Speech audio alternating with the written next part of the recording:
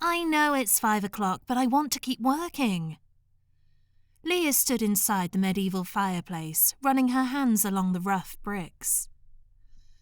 I can't quit until I find that secret passageway and where it leads to.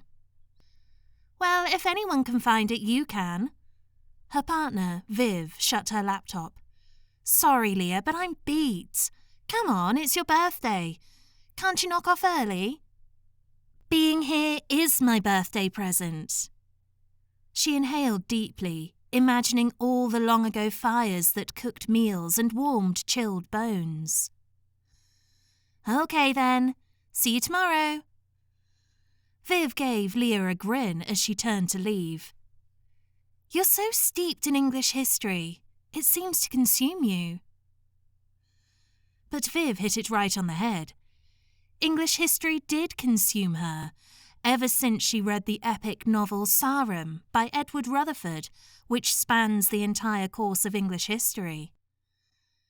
Restoring a medieval house was every historic preservation architect's dream, and winning this bid was like winning the lottery. This project gave her the chance to spend the summer here, explore ancient sites, and sip mead in the same pubs as crusaders.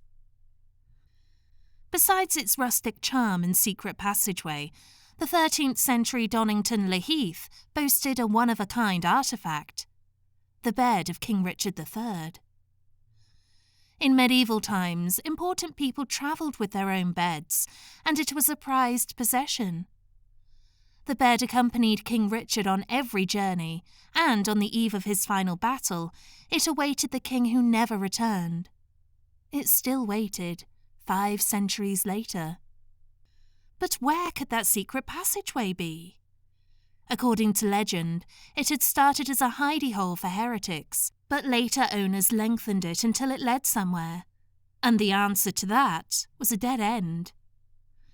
Not until now had anyone even tried to find it. She hoped to be the lucky one.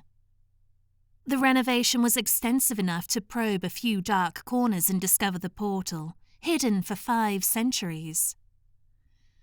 Maybe it's lower to the floor, she murmured as she crouched and probed the bricks with her fingertips, sneezing in the dust. Walking on her knees, she covered the width of the fireplace. Nothing but a solid wall. Nope, it wasn't here inside the fireplace. She stood and brushed her hands together, battling a sense of defeat. She had another 3 weeks of work in this house, plenty of time to find that passageway.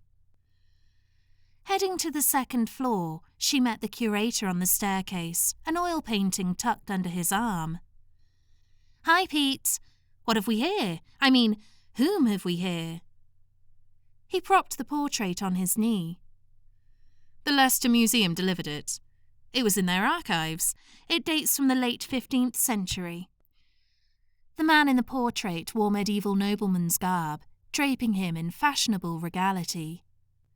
She looked into his kind, trusting hazel eyes. A hint of amusement played on his lips. A rolled brim hat topped his shoulder-length hair. He bore a faint resemblance to her late husband Matthew.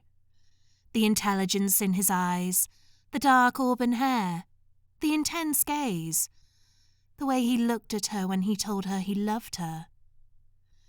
He evoked mixed emotions, comfort, curiosity, and grief. She took a step back. Who is he? According to the museum records, his name is Hugh Radcliffe, Earl of Sussex.